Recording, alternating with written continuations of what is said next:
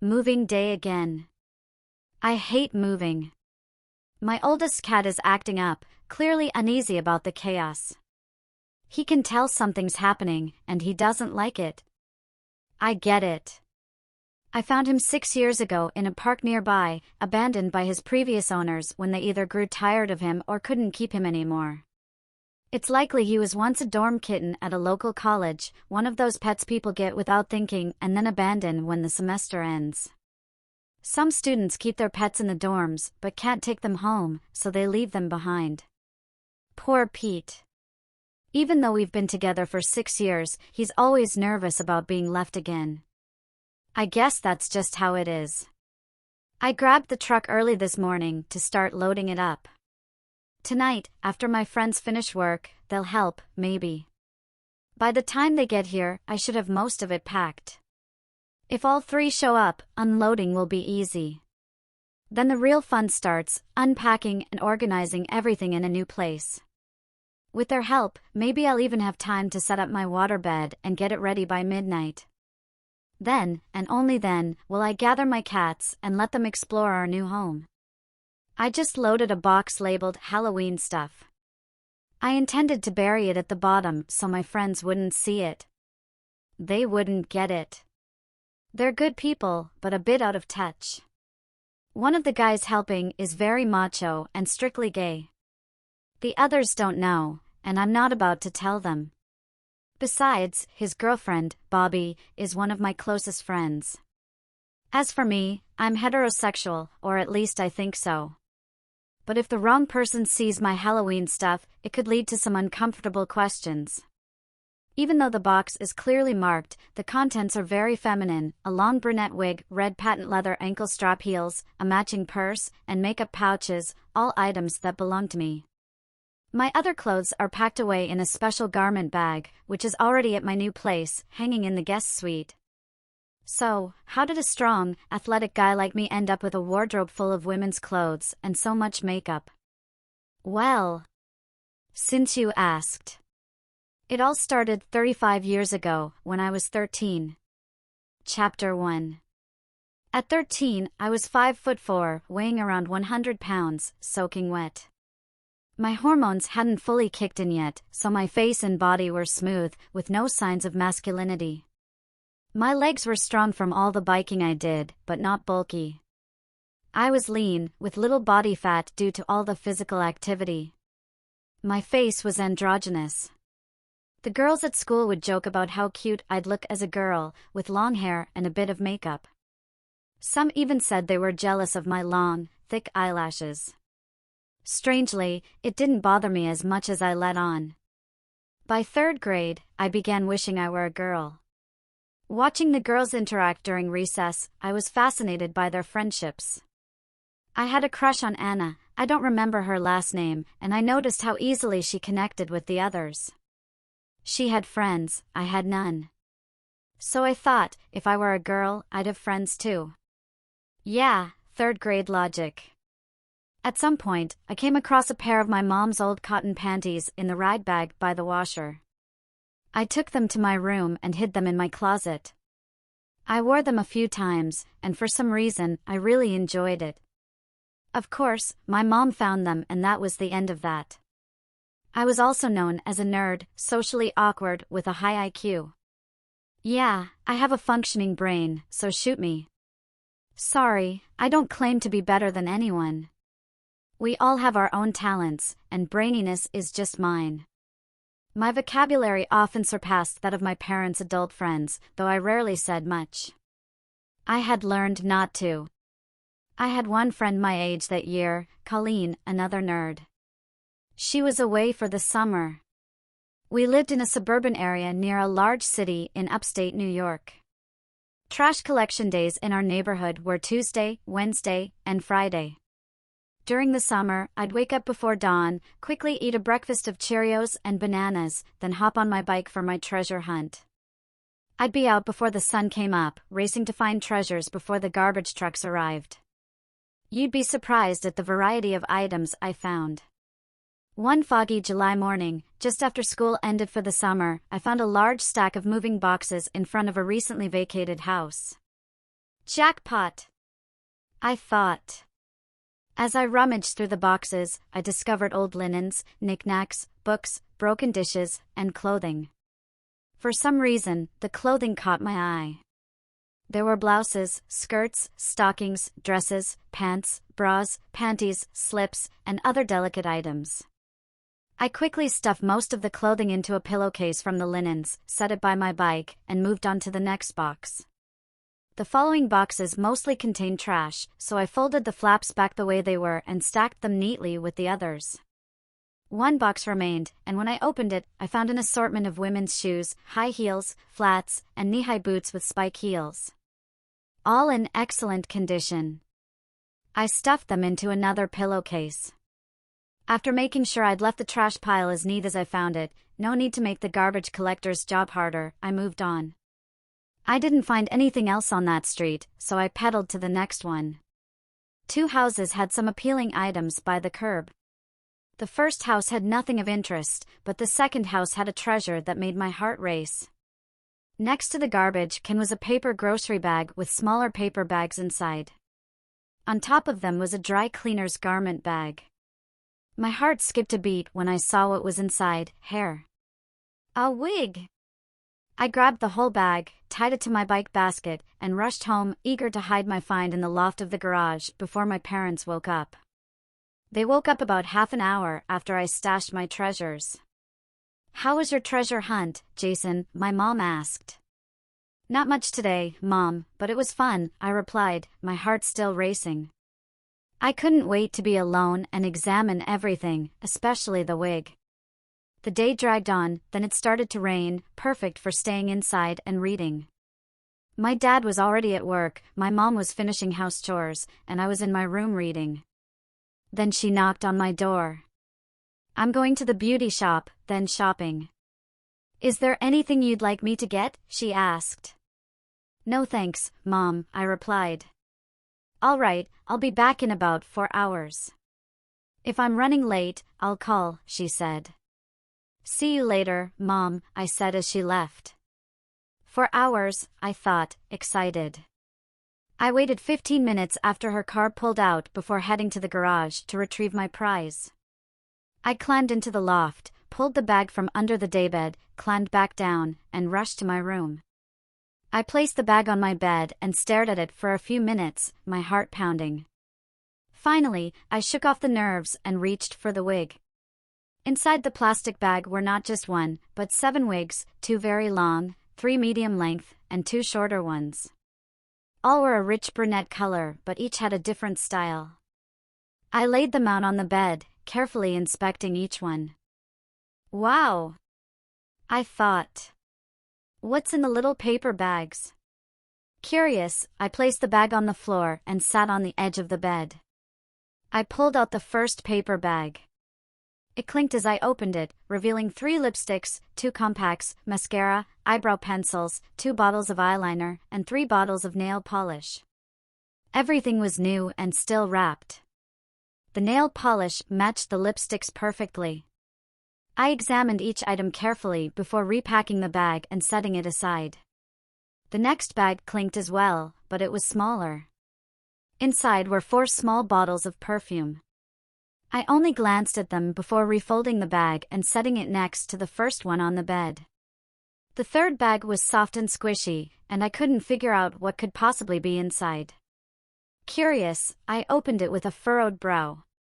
When I saw what was inside, I was both confused and surprised. I dumped the contents onto the bed, and to my shock, a pair of chest forms rolled out onto my newly acquired wigs. Though I had never seen them before, I had heard jokes about falsies at school. Now, I had my own to play with. They were flesh-toned, with realistic-looking protrusions. Hesitantly, I picked them up and tucked them under my t-shirt, adjusting them against my chest. I smoothed my shirt, turned to the mirror, and examined the effect. After a few minor adjustments, I thought they were in the right spot. It made a noticeable difference. I had to try one of the wigs now. After seeing myself with these new curves, I was excited to see how I would look with long hair. I chose one of the longest wigs from my collection. It took a few tries to get it on right, but I finally managed. I worked on straightening the hair, and once I was happy with it, I stepped back to inspect my reflection. I looked like a teenage girl. A pretty, busted teenager in a t-shirt and jeans. I studied myself for a while before sitting on the bed to continue unwrapping the rest of my treasures. Next was a pair of high-waisted, skin-tone panties with padding sewn into the seat and hips. I inspected them closely. There were no visible seams where the padding was attached, making them smooth to the touch. I quickly took off my jeans and slipped the panties on. They weren't tight, but they fit well, and the padding in the seat seemed to give me a more feminine shape. Standing in front of the mirror, I looked at my reflection, feeling a strange sense of satisfaction. I was dressed in a long wig, padded panties, and a boy's t-shirt. It had only been 45 minutes since my mom left, so I had plenty of time for more fun. I couldn't see my full body in the dresser mirror, so I headed to the guest room to check myself out in the full-length mirror there. The mirror was large and 3-panel, like something you'd see in a clothing store. I stood in front of it, admiring my bewigged and padded self from every angle for what felt like half an hour. What I felt in that moment, running my hands over my curves, was simply excitement. Eager to continue exploring my new collection, I moved on to the next package. Inside was a lacy black strapless bra and a black silk cocktail dress. Finally, something to hold the falsies in place and a dress to complete the look. I held up the dress by its straps. It didn't look too wrinkled, and it didn't appear worn much, if at all. I laid it on the bed, removed the wig, and stripped off my t-shirt, sending the falsies flying. After a few attempts, I finally managed to put on the bra. I searched for the falsies. One was on the dresser, and the other was still in the paper bag. Once I had them both, I placed one into each cup of the bra, adjusting it until it felt more natural. Like the panties, it fit perfectly, not too loose, not too tight. Next, I tried on the dress. The zipper was a bit tricky, but I managed. The bodice fit perfectly over the padded bra, and the waistline sat a little lower on my hips than I expected, but it wasn't too low. The full skirt draped nicely over my hips and padded backside, falling just above my knees. I went back to the guest room mirror to see how it all came together. I fluffed the wig, turned in front of the mirror, and enjoyed my reflection. Yet, something still didn't feel quite right. I thought, what's missing? Two things immediately came to mind: shoes and lipstick. Glancing at the clock, I saw it was almost time for my mom to return. I sighed, did a few more poses for myself, then reluctantly made my way back to my room. As I walked, I couldn't help but notice how the silk dress felt on my bare, smooth legs. I didn't want to take it off, it felt too good. Several weeks went by before I had another chance to dress up. During that time, I didn't have many opportunities to fully explore my new collection. I discovered that the falsies had a hollow space, which could be filled with a firmer foam pad. It wasn't until later that I found a perfect solution: condoms. With a little water inside, they filled the space perfectly, added weight, and felt more natural. Other items in the bag included false eyelashes, jewelry, several velvet and satin chokers, 6 bracelets, 4 cocktail rings, 13 pairs of earrings, 2 brooches, and 4 pendants on chains, a pretty lady's watch, another black silk cocktail dress, halter top style, 2 garter belts, and 5 unused pairs of thigh-high nylons, 2 black, 2 tan, and 1 pink. At the very bottom of the bag was a neatly folded package containing 2 small purses, 1 larger purse, and 2 books. One was a makeup guide, and the other focused on how to increase your appeal. It seemed whoever had abandoned these items was in a hurry, as 2 of the purses contained cash, $178.47. Quite a discovery for a 13-year-old. In the following weeks, I found hiding spots in my room for everything, so I wouldn't have to keep climbing into the garage loft. The shoes I found were mostly too big, but 1 pair of boots and a pair of patent leather pumps with ankle straps fit, though just barely. I stuffed the toes with tissue paper for a perfect fit. Only the high-heeled sandals fit just right. The books I read and reread during this time were full of tips on makeup and how to be more attractive. I was eager to put what I'd learned into practice. Chapter 2. My opportunity finally came when Dad had to travel for business for 2 weeks, and my mom had a Monday night meeting for her ladies' club. She'd leave around 2:30 p.m. and wouldn't return until 9 p.m. That gave me 6 hours of uninterrupted time to play. And that's exactly what I did. At 2:30, after Mom left, I began pulling out the bottom drawers of my dresser. Beneath them was a perfect spot, 2 feet by 5 feet by 6 inches deep, just big enough to stash my dresses, underthings, jewelry, and makeup. There was a matching chest of drawers where I kept my shoes, boots, and wigs. Once everything was laid out, I closed the blinds in both my room and the guest room, signaling the start of playtime. I began by opening 2 condoms and measuring the water to fill them. Once they were filled, I made sure to remove all the air before tying them tightly. I inserted the water balloons into the falsies and set them on my dresser. My boy clothes disappeared quickly as I took stock of my wardrobe. First came the padded panties, which fit a little more snugly than they did a few weeks ago, though I was still growing. I tucked my male parts out of the way and adjusted the panties, aiming for a more natural look. Then came the strapless bra, into which I inserted the now weighted chest forms. I must have used more water than I thought, because the cups of the bra were filled much better than before. I took a few steps and felt my chests bounce as I moved. I remember enjoying that sensation a lot. Next, I put on the garter belt and spent some time rolling the black nylons up my smooth legs. That feeling was amazing, too. I finally figured out how the garter belt worked and spent about an hour getting everything adjusted. Another walk around my room to make sure everything was in place. Then came the shoes. I slipped them on, buckled the ankle straps, and carefully stood up. I took my first step, then another, and another, slowly learning how to walk in the heels without injuring myself. Soon, I was walking normally, if a bit slowly, around the room, though the carpet did catch my heels a few times. I then put on the longest wig I had, it reached all the way to the small of my back. I ran my fingers through it to style it, shaking my head to settle the hair. The feeling it gave me was incredible then, and it still is from time to time. Still walking carefully, I made my way to the makeup, picked up a few items, and returned to the mirror to finish getting ready. The items included false eyelashes, blush, and eyeshadow. I carefully peeled one of the lashes from its plastic backing, closed my left eye, and placed it on top of my natural lashes, pressing it into place. I got it right on the first try. The right eye, however, was more difficult and took 3 attempts. I stood there blinking, trying to get used to the odd feeling they gave my eyes. Next, I opened the makeup book to the eyeshadow section, reread the instructions, and studied the pictures for the 100th time. I opened the eyeshadow case, dipped the applicator into the pinkish tan, sparkly color, and carefully applied it to my right eyelid, a little at a time. Then I did the left lid. Using a cotton swab, I removed any stray color near the inner corners of my eyes and smoothed the edges.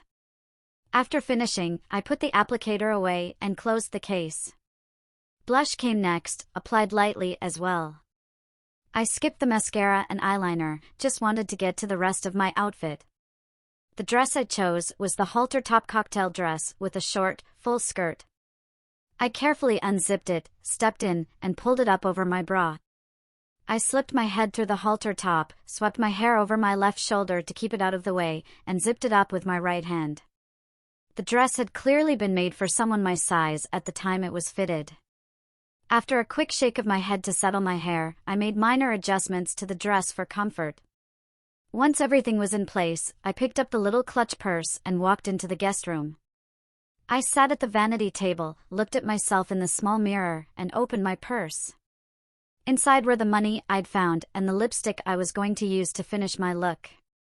I sighed, took out the lipstick, and smiled at my reflection. I opened the tube and, as it neared my lips, a shiver ran through me. Applying the lipstick, just as I'd studied in the book, I then blotted my lips with a tissue from the box on the vanity. After closing the lipstick, I placed it back in the clutch and pulled out one of the black velvet chokers. I fastened it snugly around my neck, centering the cameo. I stood up, eyes on the floor, and walked toward the triple dressing mirror. When I could see the bottom frame of the center mirror, I stopped. All I could see at that moment was the reflection of my high heels. I closed my eyes, turned away from the mirrors, and opened them again, only to find my mother staring at me. She wore a strange smile. I'm done for, I thought. Mom smiled, tilted her head, and said, "Hello. Jason? Is that really you? You look beautiful." I stood there, frozen with terror. "I brought you something you might want to try, sweetheart. Something I didn't see in your things." My eyes began to fill with tears. There, she said, "don't cry. It's okay, dear. I've known about this for the past week. Here." She went to the vanity, grabbed a tissue, and walked over to where I stood. "Look at me, baby. Come on, look at me. Everything's going to be okay." She reached out with the tissue, but instead of handing it to me, she lifted my chin with her finger, wiping away the streaks of wet from my cheeks, still smiling. "I'm sorry, Mom," I sobbed. "I didn't mean to. I thought." "Shoo, shhh, it's all right, honey. I understand. I really do," she said, pulling me into a motherly hug and stroking my hair. We stayed like that for several minutes until I calmed down. She held me at arm's length, looking me straight in the eye. With my heels on, we were the same height. "You knew?" I asked, still sniffling. "Yes, Jason," she replied. "I found your wardrobe under the bottom drawer of the dresser while putting away your clean clothes. One of the drawers didn't slide right, so I pulled it out and there it was." "You're not mad at me?" I couldn't believe what was happening. "No, not at all. Do you want to see what I brought you?" "Sure, Mom, I guess," I sniffed. "Okay. Close your eyes and hold out your hand." No, face straight ahead, shoulders back. There, that's better. You look much prettier that way, she said. I heard her open her purse, and then something light dropped into my hand. Okay, you can open your eyes now. I opened my eyes to find a small square box in my hand. It was a box of fashion-length stick-on fingernails. I was completely confused. I had thought my mom would be angry or disappointed, but here she was, adding to my collection of feminine things. The look on my face must have been a mix of confusion and surprise, because Mom started laughing. "Do you want me to help you with those?" she asked, her tone sincere. "Ha," was all I could manage. She smiled again, took my left hand in hers, and said, "Come with me." I had no idea what was coming next. Mom led me downstairs to the kitchen, where she had me sit at the breakfast bar with my hands resting on the counter. She frowned. "This won't do. Come sit over here. I need to grab something from my room. While I'm upstairs, I want you to open the nails." While she was gone, I followed her instructions. When she returned with a bottle of nail polish remover, she sat across from me. "Give me your hands. We need to clean your fingernails with this," she said. "You do want the image to be complete, don't you?" Yeah. Sure. That would be nice. I think." Mom smiled warmly. "Well, you've certainly come this far, and I must say, you look amazing. You're extremely feminine and quite attractive. I'm having trouble believing you're really my son." Her expression confirmed her words. "How do you feel, dressed like this?" "Well, kind of funny. Like happy funny. It feels natural, but I'm still a little confused," I replied, feeling lost.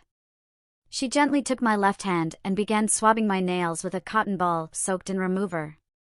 "It's perfectly normal to feel funny, natural, and confused. And if this makes you happy, then I'm happy too." Then she chuckled softly. It seemed I had another comical look on my face. Well, what was I supposed to do? I was expecting the worst, and here she was, being understanding, accepting, and supportive. I had no idea what to think. I always wanted a daughter. Someone who could also be my girlfriend. I just never thought she'd be my son. She smiled and took my other hand. Blow on that hand while I do this one. Oh, this is going to be fun. Just wait and see. I had no idea what she meant, but for some strange reason, I felt incredibly happy and excited about it. Mom finished with the hand she was working on, asked for the other one, and had me blow on the one she had just cleaned. I watched as she pulled out a small bottle from the nail kit and opened it.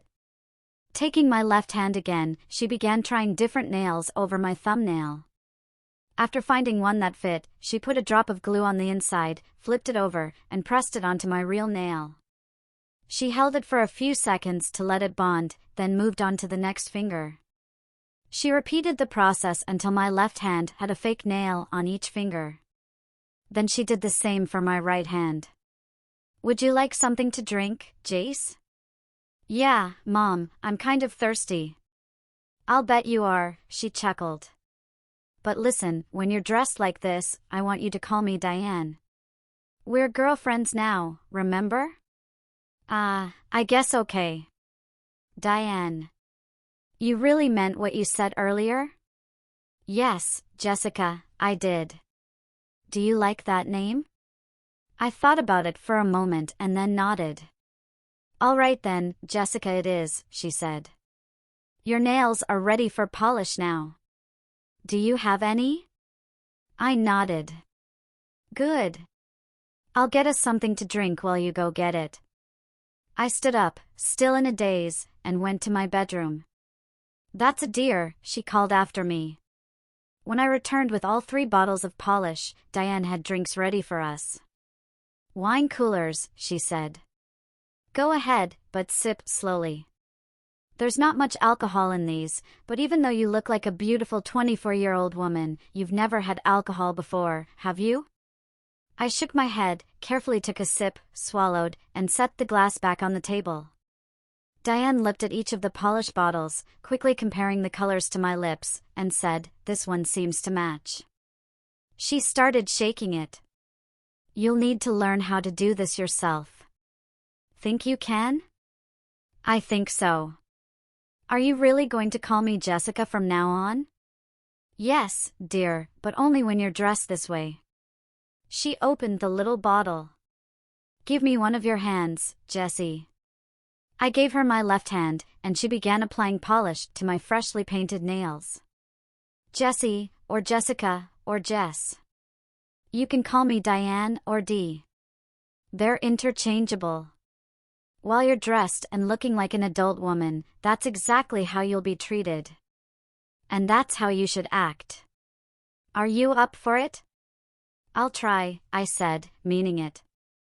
I'll help you, she grinned, and I could tell she was serious. I took another sip of my drink. Diane, I started. Yes, Jessica? Can I do my other hand? Of course you may, Jessie, she said, smiling as she handed me the nail polish. When you're done, I'll show you some makeup tricks. Just be careful not to smudge the polish on your left hand.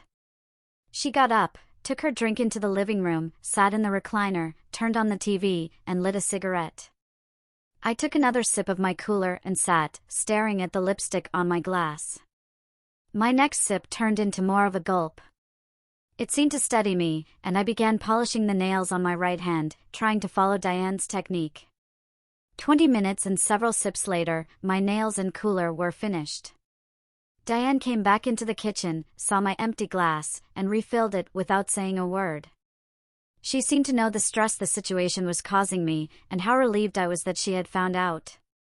As long as Dad was away, I didn't have to worry about being caught. I had just started doing this, but it somehow felt so right.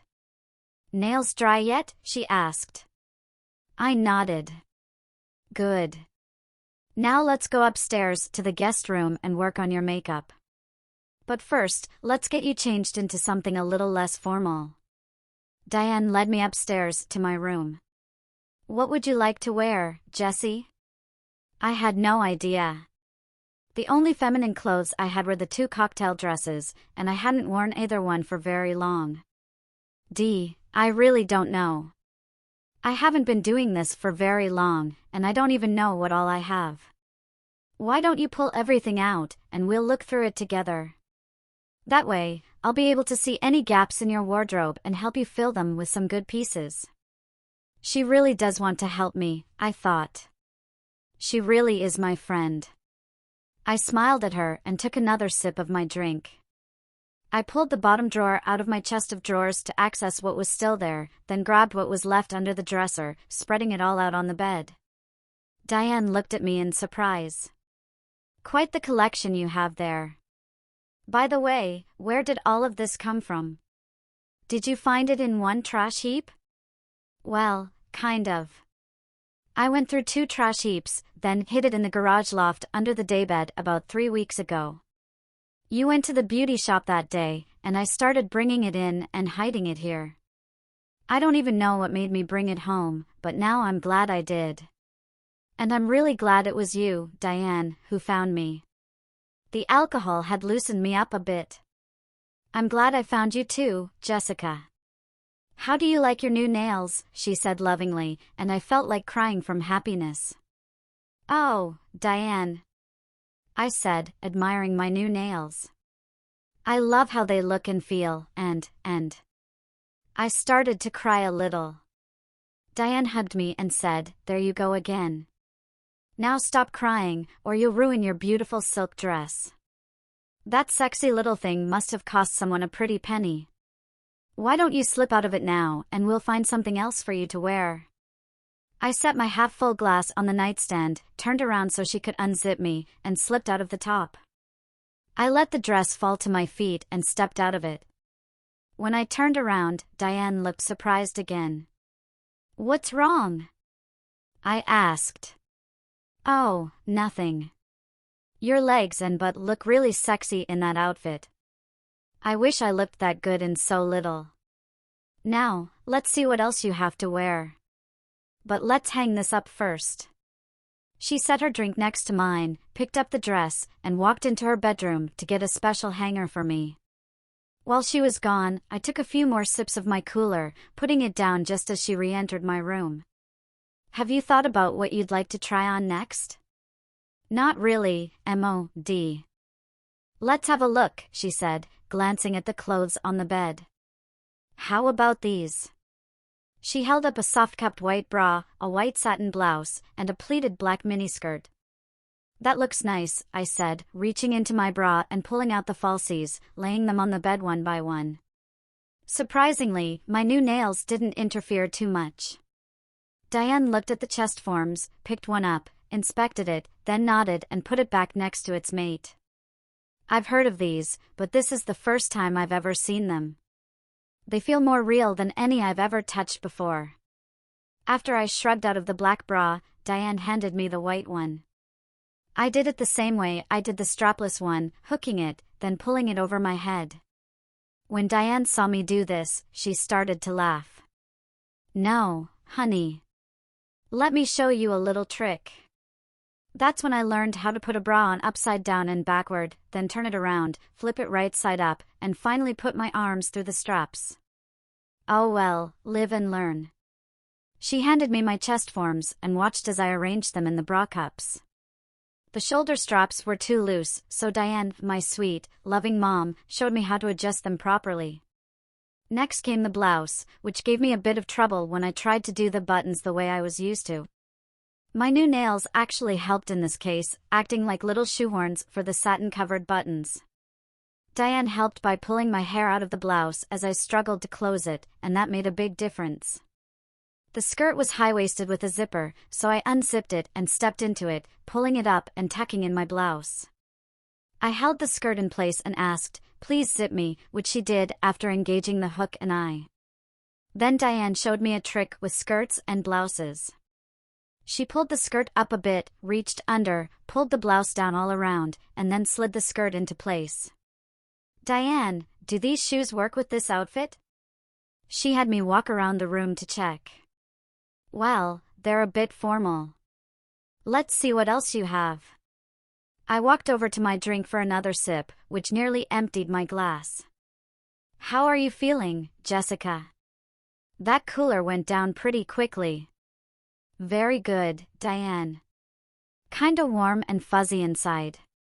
Happy, I smiled at her. She smiled back and said, well, we'll wait a little while before getting you another.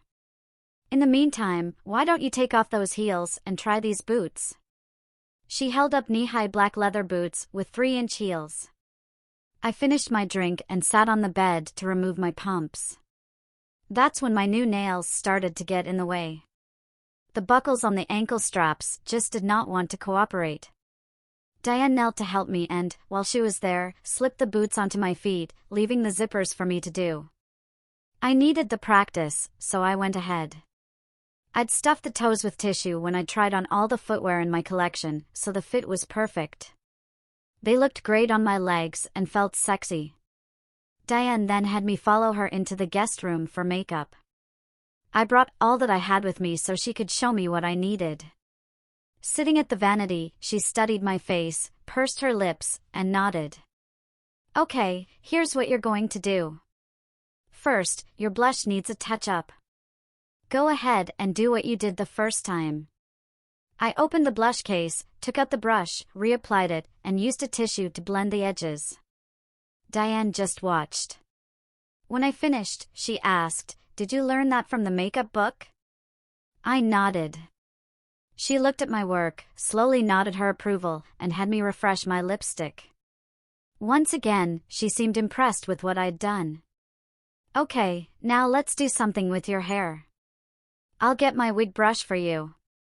While she was gone, I got up and walked over to the big mirror, continuing what I'd started before she interrupted me. I looked at myself and saw a very good-looking young woman in her 20s where once there had been a 13-year-old boy. The change was amazing. I was feminine in every way and from every angle. I looked and looked and looked again. When Diane returned with the brush and fresh drinks for both of us, she paused when she saw me. Jesus, Jess, you look good. Good enough to fool. Hey, I have an idea. It might not even be legal. I know some parts of it aren't, but what the hell? I don't even know if you'll like it, but I'll tell you anyway. Go sit at the vanity so I can do your hair. I complied, willingly. As she brushed my waist-length hair, Diane asked, "Would you like to go out tonight?" Just the two of us? Girlfriends going to see a movie, maybe stopping for a drink afterward? I considered it. There were some movies I wanted to see, but I wasn't sure about going out in public looking this way. Seeing my hesitation, she suggested we take a picture together, side by side. My parents had a Polaroid with an automatic timer and a tripod. Okay, I said, taking a couple more sips from my drink. By now, I was feeling somewhat mellow. Diane finished with my hair and had me look in the big mirror once more. I didn't know what she had done, but I looked even more feminine and, somehow, even sexier. The booze may or may not have had something to do with my reaction, but all I knew was that the longer I looked, the more comfortable I felt. The sexy young woman looking back at me was almost too much to take in. I raised my glass to my lips and watched as my mirrored self drank half of its contents. Interesting, I thought. As I turned away from that vision of loveliness, I heard Diane calling from the living room. "Camera's ready, Jessie. Come on down.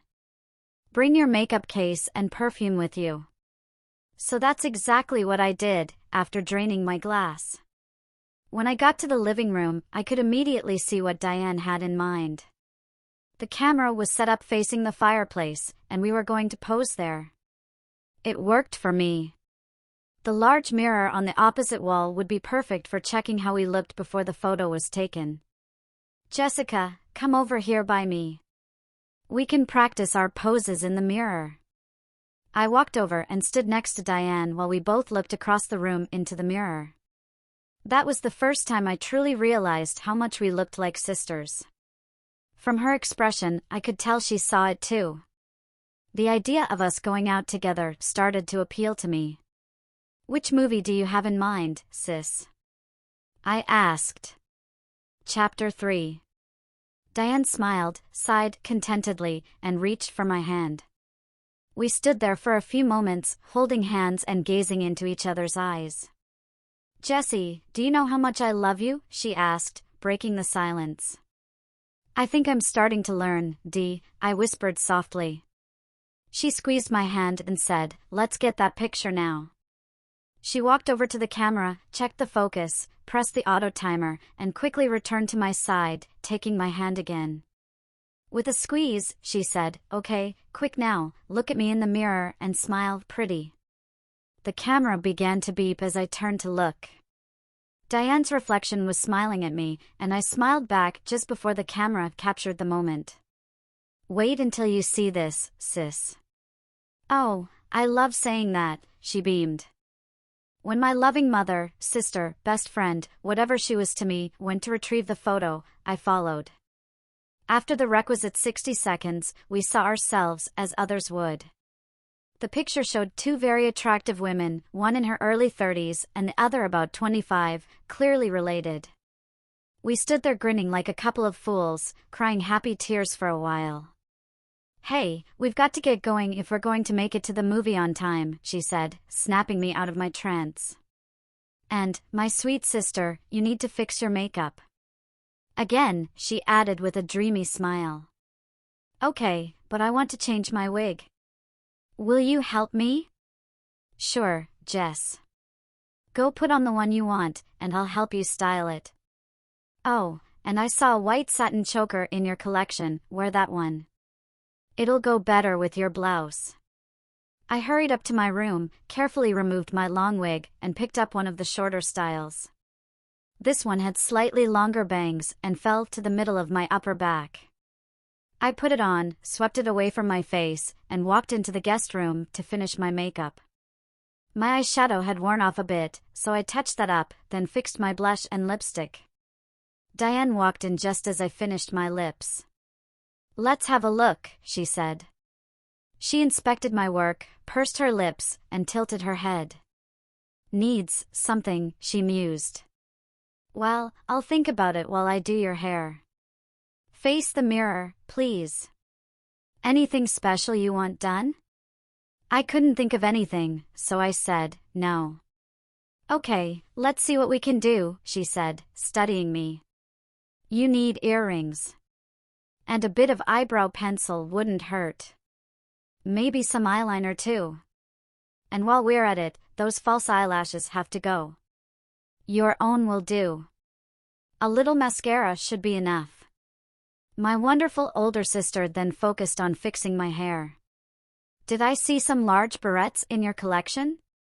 Yes. And earrings? She asked. I nodded yes with a smile. Great. Go grab them while I get us another drink, she said. I went and grabbed the bag with all my jewelry, brought it back, and spread it out on the vanity. Diane returned shortly with our drinks and handed me one. Cooler, no wine. I have to drive soon. Just as well, I thought, taking several sips while deciding which jewelry to wear. After some deliberation, I settled on a pair of simple dangle earrings, black onyx set in gold, that made my ears look pierced. Diane helped me position and clip them into place. Like everything else I had on, they felt fantastic. She then had me sit on the edge of the guest room bed while she worked on my eyebrows, mascara, and eyeliner. There, done. Go look at yourself in the big mirror, Jessie. I think you'll like what you see. She was right. I was even more feminine than before. As I stood there, mesmerized by my own reflection, Diane came up behind me and added a single large barrette to the right side of my hair. I tilted my head from side to side, studying the effect. How do you like that? She asked. Pretty, but isn't there another one like this? I asked, pointing at the first black and gold barrette. Yeah, I've got it right here. Turn this way. When the second barrette was in place, I turned back to the mirror. something still wasn't quite right. My forehead was too visible. I asked if something could be done, and Diane nodded, got the brush, and fixed my bangs. Okay, one last look, and then we've got to go, sis. Oh, wait, she said. She reached up to my blouse and undid the top 3 buttons. There. Only 2 more touches, and we're on our way. You sure you really want to do this? Yes, Diane. More than anything, I assured her. Okay then, wait right there. Oh, and change your choker. I'll be right back. And don't forget to dab a little perfume behind each knee and ear. I followed her instructions, first applying Chanel No. 5 behind each knee, then behind each ear. To this day, Chanel remains my favorite fragrance. I swapped out the black velvet choker for the white satin one, as suggested, and centered the black onyx stone after fastening the catch. Then I waited for Dee to return. She was back quickly, holding a dark blush case in her hand. Hold the top of your blouse open, please, she instructed. I complied, curious about what she had in mind. Lift your chin. Ah, that's perfect. Hold that pose for a moment. What? I started to ask. A little blush in the cleavage makes it look deeper, like you've got more, she explained, brushing makeup onto the center of my chest. Oh. I get it. I exclaimed. I remember reading about this in my makeup book. Your bra cups fit perfectly, covering your falsies completely, so no one will notice the difference. You look completely natural, she beamed. Okay, you're ready. Now it's my turn. She rushed off to fix her hair and makeup and put on a different blouse. Meanwhile, I added a couple of bracelets from my jewelry bag and walked back to the mirror for one last look. That's when I decided the boots were too hot, so I went back to my room and swapped them out for the pumps I had been wearing. This time, my nails actually helped with the buckles. Come on, Jessie. I've already made us late. I'll meet you in the garage, she called, walking down the stairs. I grabbed the large purse, stuffed makeup and money inside, slung it over my shoulder, and bolted, most unladylike, toward the stairs. Slow down, Jessica. I reminded myself, walking carefully down the stairs into the living room. I stopped to grab the cigarettes and lighter Diane had forgotten, then continued through the kitchen to the garage. I stuffed the pack into my purse as I ran. Diane waited for me to get in and buckle up before starting the Chevy.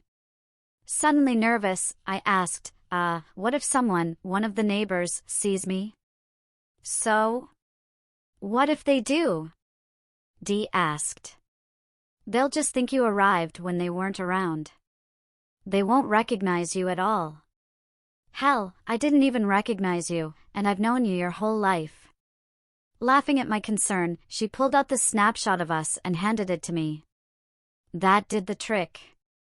I was still a little nervous, but no longer in a panic.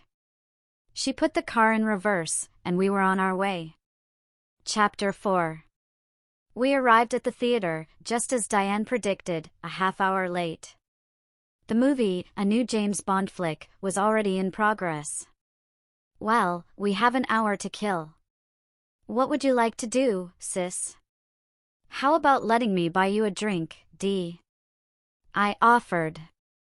That looks like a nice place to sit and talk over there. I pointed to a restaurant with outdoor seating, each table shaded by a large umbrella. She glanced over and nodded. Your treat, huh? Smiling, she added, okay, sis, let's go. We held hands as we walked the short distance to the cluster of colorful umbrellas, our heels clicking with every step. On the way, Dee pointed out several young men who were watching us approach, clearly intrigued. The way my chest bounced as I walked helped solidify the role in my mind. We smiled and kept walking, giggling by the time we reached the restaurant. A waiter greeted us and showed us to a back table, as we'd requested. When asked what she would like, Dee replied, I'll have a strawberry daiquiri, please. Then she turned to me, what about you, sis? Not really expecting to get one, I said, that sounds yummy, Diane. I'll have one too, please. Very good, miss, the waiter said, then left to get our drinks.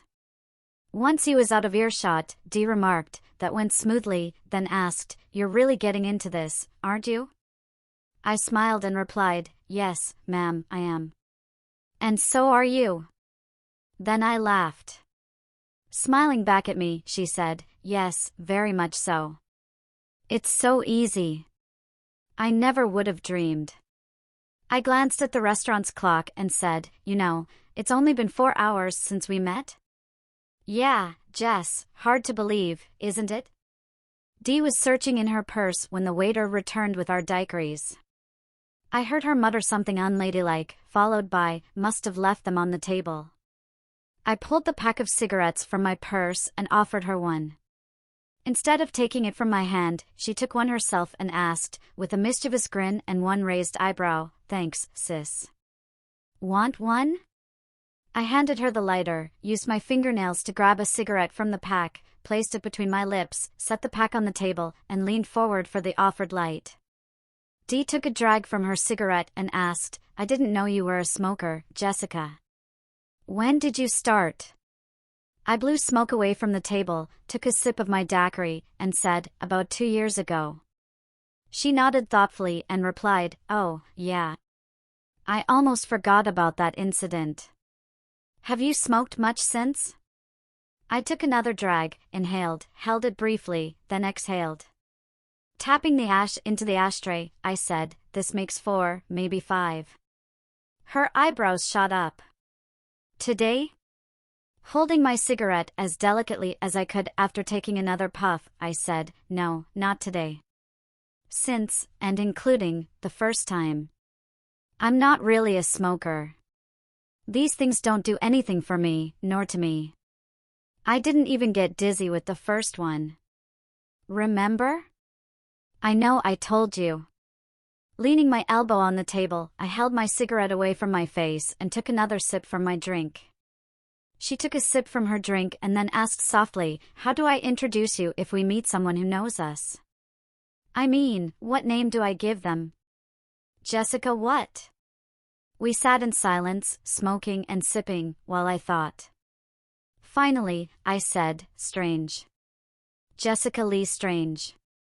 I used Jason's middle name. "Jessica Lee Strange," she repeated, "Really? Why strange?"